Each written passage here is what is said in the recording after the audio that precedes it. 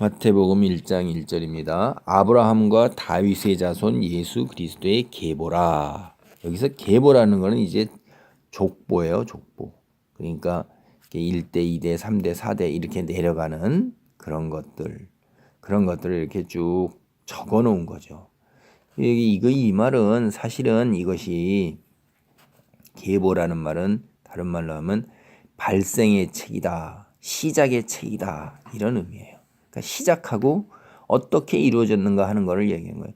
창세기 2장 4절이나 5장 1, 2절도 보면 창조에 대한 관련 기사들이 이제 이렇게 나오죠. 그거하고 거의 같은 의미라고 보면 돼요.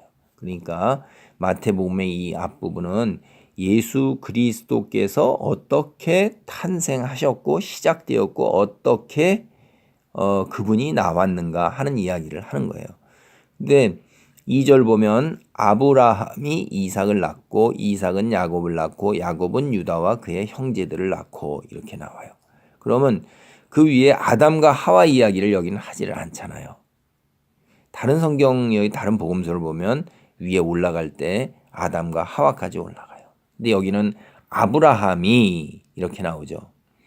그러니까 이 성경을 보면 성경마다 하나님께서 주신 그 뜻이 있으세요. 왜 다른 복음서는 아담까지 올라가서 하나님이 처음에 창조하신 거를 시작을 할 거기서부터 기원을 하는데 이 마태복음은 아브라함서부터 따져요. 아브라함서부터. 그거 다 뜻이 있고 의도가 있는 거예요. 성경이라는 것이 무조건적으로 이렇게 그냥 글자 하나까지 믿어야 된다라고 이렇게 믿으면은 이단에 빠지기도 쉽고 하나님이 전하고자 하는 말씀을 놓치면서 맹목적으로 자기 생각으로 보게 되는 거예요. 이분이 분명히 여기서 이 마태 이분이 아브라함서부터 시작된 게 뭐냐인 거예요. 이스라엘 민족이 누구의 자손이에요? 아브라함의 자손이라는 거. 이스라엘 민족은 아브라함의 자손이라는 거를 조상이 아브라함이라는 거. 아담과 하와로 조상을 생각을 안 해요. 그렇게 그거는 하나님이 처음에 시작하고 자기네 민족 이스라엘 민족이 어디서부터 시작됐냐 이거예요. 그건 아브라함에게서부터 비롯되는 것입니다. 아브라함이 이스라엘 민족의 가장 위에 있고 거기서부터 이삭이 나오고 이삭에서부터 야곱이 되고 야곱이 이제 유다와 나머지 11 형제들을 낳은 거예요. 그의 형제들에게 12지파가 거기서부터 비롯돼서 나오는 겁니다.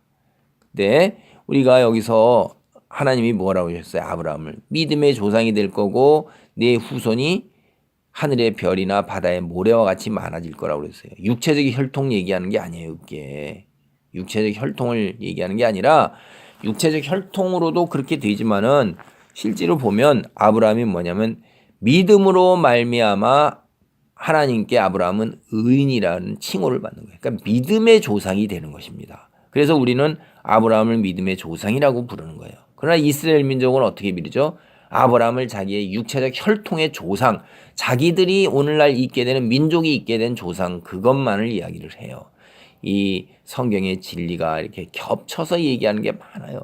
오늘에 벌어지는 현실 그런 것 여기로 얘기하면 육체적인 혈통을 얘기하면서 동시에 영적인 혈통을 얘기한다 이 말이에요. 근데 어디에 더 큰 비중이 있어요?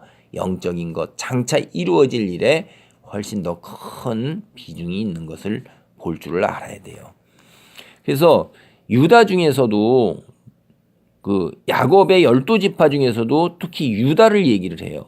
왜 그러냐? 이것도 일부러 그러는 거예요. 이게 마태가 이 유다는 다말에게서 베레스와 세라를 낳고 베레스는 헤스론을 낳고 헤스론은 람을 낳고 람은 아미나답을 낳고 아미나답은 나손을 낳고 나손은 살몬을 낳고 살몬은 라합에게서 보아스를 낳고 보아스는 룻에게서 오벳을 낳고 오벳은 이새를 낳고 이새는 다윗 왕을 낳으니라. 다윗은 우리아의 아내에게서 솔로몬을 낳고 솔로몬은 르호보암을 낳고 르호보암은 아비야를 낳고 아비야는 아사를 낳고 아사는 여호사밧을 낳고 여호사밧은 요람을 낳고 요람은 우시야를 낳고 우시야는 요담을 낳고 요담은 아하스를 낳고 아하스는 히스기야를 낳고 히스기야는 므낫세를 낳고 므낫세는 아몬을 낳고 아몬은 요시야를 낳고 바벨론으로 사로잡혀갈 때 요시야는 여고냐와 그의 형제들을 낳으니라. 여기까지가 몇 대예요? 여기까지가 17절을 보면요. 그런즉 모든 대수가 아브라함부터 다윗까지 연례되어 다윗부터 바벨론으로 사로잡혀갈 때까지 연례되어 여기까지 지금 14대손을 하고 6절까지 14대손 다윗 왕을 낳으니라까지 나오고 그 다음에 다윗에서 우리아의 솔로몬으로부터 바벨론에 사로잡힐까지 14대를 나와요. 그럼 이 14대 왕이나 14대 이 앞에 아브라함서부터 다윗까지가 14대의 사람만 존재할까요? 그렇지 않아요. 12지파 중에서 유다를 선택해서 유다를 얘기하고 그 다음에 여기서부터 14대까지만 적어 놓은 거예요. 의도적으로. 하나님은 여기에는 여러 가지 뜻이 굉장히 깊어요. 14라는 숫자가 의미하는 바를 저는 잘 모르겠는데 거기까지 깨닫기까지 이르지를 못했는데 하나님이 여기서 14대까지 우리 얘기를 하는 거는 너는 다 알 필요가 없는 거예요. 우리가 영적인 진리를 다 몰라요. 하늘나라에 벌어지는 일도 다 모르고 그러나 우리가 예수 그리스도를 믿고 하나님을 알고 구원 얻어서 천국에 가는데 필요한 만큼만 알면 되는 거예요. 그 이상을 더 알고 쓸데없이 하려고 하다가 성경을 잘못 풀어가지고 이단으로 가게 되고 호기심으로 말미암아 망하는 거예요.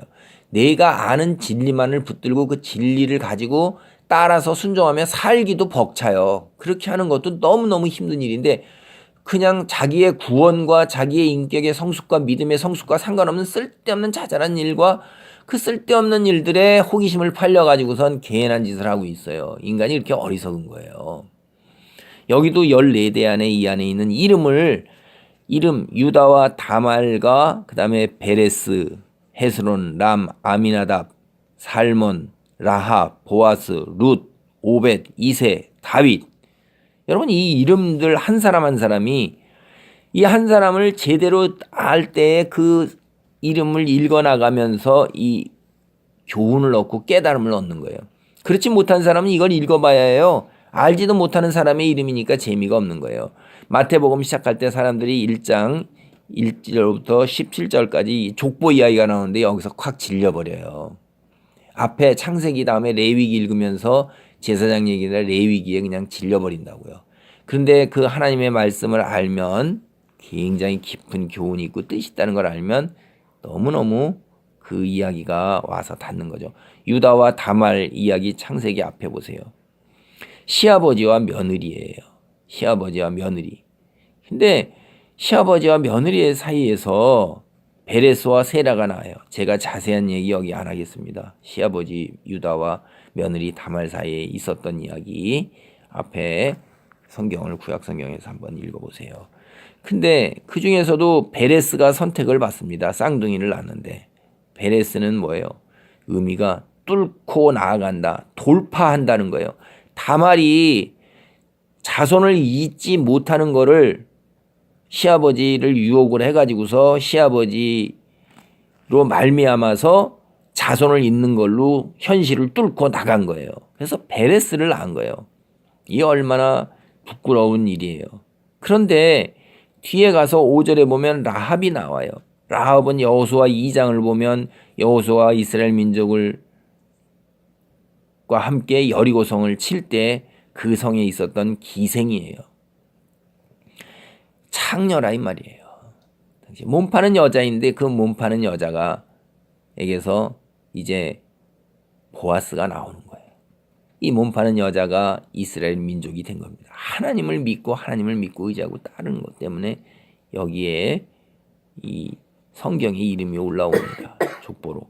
그 다음에 보아스가 룻은 누구예요?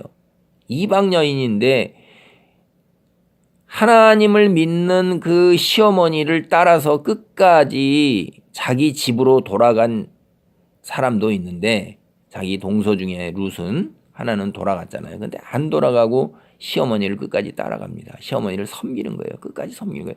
이러기가 너무 어렵죠. 인생에서 자기 인생을 살아야지 왜 자기 인생이 아니라 자기의 공동체 안에서 자기 역할을 감당하려고 그랬기 때문에 이제 오벳이 낳고 오벳이 이세가 낳고 다윗 왕이 나와요.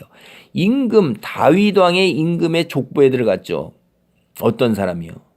입에 올리기도 부끄러운 다말이나 뭐 직업이라고 할 수도 없고 살아가는 살아가는데 그렇게 살아갈 수밖에 없는 형편이 있을 수도 있고 어쨌든 라합은 창녀예요. 그 다음에 룻은 이방 여인이에요. 근데 이런 족보에서 다윗의 왕가 이스라엘의 국기에 들어가는 다윗 왕 가장 위대했던 역사상 이스라엘 민족이 여기는 다윗 왕이 나오는 거예요. 인간적으로 보면 그 족보가 어떤 거예요? 내세울 수가 없는 거예요. 가장 부끄럽고 입에 담기도 어렵고 참 그런 거예요. 근데 거기에서 다윗 왕이 나와요. 근데 다윗 왕은 이 자기 휘하 장군 자기가 거느린 그 부하의 아내를 빼앗아 가지고선 그로 인해서 자기 집안에 저주가 내리잖아요. 그렇게 나온 솔로몬이 왕이 되는 거예요. 또 하나님 참 알 수가 없는 겁니다. 그 다음에 여기에 나오는 그 7절로부터 10절까지 나오는 것은 그때 왕들의 이름이 쭉 해서 나와요. 여러분이 르호보암이나 아비야나 여호사밧 한 사람 한 사람을 역대상이나 이런 데서 읽어보면 이 사람들의 치적과 이런 사람들이 행한 일들이 있으면 이 족보를 읽어나갈 때 그게 다 떠오르면서 이 사람에게 얻는 교훈을 얻는 거예요. 대표적으로 9절에 히스기야 있잖아요. 히스기야 얼마나 유명한 왕이에요. 하나님께 간절히 반해서 응답받아가지고선 므낫세를 낳았는데 15년 더 사는 동안에 이 므낫세로 말미암아서 이스라엘 민족이 더 타락되는 거예요. 차라리 그때 죽었으면 므낫세가 태어나지도 않았을 거고 이게 더 악독한 왕으로 하나님을 거역하는 왕으로 이 나라를 더 그렇게 몰고 가지 않았을 거예요. 인간은요 잘 모르는 거예요. 우리의 고집과 뜻이 우리에게 당장 내게 유익이고 그것이 하나님께 더 나은 것 같고 나도 나은 것 같지만은 결과적으로 다 알게 되면 그렇지 아니하고 하나님 뜻에 순종하는 것이 더 나았었구나라는 것을 우리는 알 수 있을 것입니다. 지금 이 땅에 살면서 우리가 겪는 여러 가지 형편과 어려움과 고통, 그 다음에 내가 택하지도 않았어도 내 주변에 있는 사람들 이런 것도 다 하나님이 필요하기 때문에 그것이 유익하기 때문에 내게 허락하시고 그렇게 하나님께서 바라보고 계시는 것일 것입니다.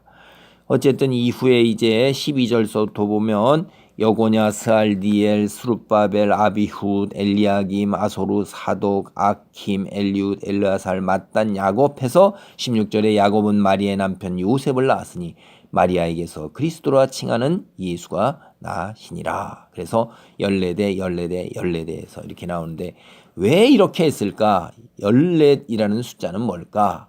라는 의미는 모르지만은 하나님께서는 우리가 이 땅에서 그리스도인으로 구원받아 살았는데 필요한 만큼만 감당하지도 못할 지식을 허락지 아니하신다는 것을 여기에서 우리는 알 수 있고 그 다음에 인간으로 볼 때에는 너무나도 부끄럽고 입에 담을 수도 없고 치욕이고 그러지만은 하나님은 이 육체적인 것들이나 세상의 것들에 개의치 아니하시고 하나님께서는 있는 그대로를 다 드러내서 우리에게 그대로 보이시는 거예요. 그래서 거기에서 내가 깨달음을 얻고 내가 그러한 자리에 나가지 않도록 하고 겉으로 드러나는 외모로 우리가 사람을 판단하지 않냐도 저 창녀야, 저 이방 여인이야, 저 어떻게 저 말도 할 수 없는 입에 담기도 어려운 에서 태어난 자식이야, 혈통이야.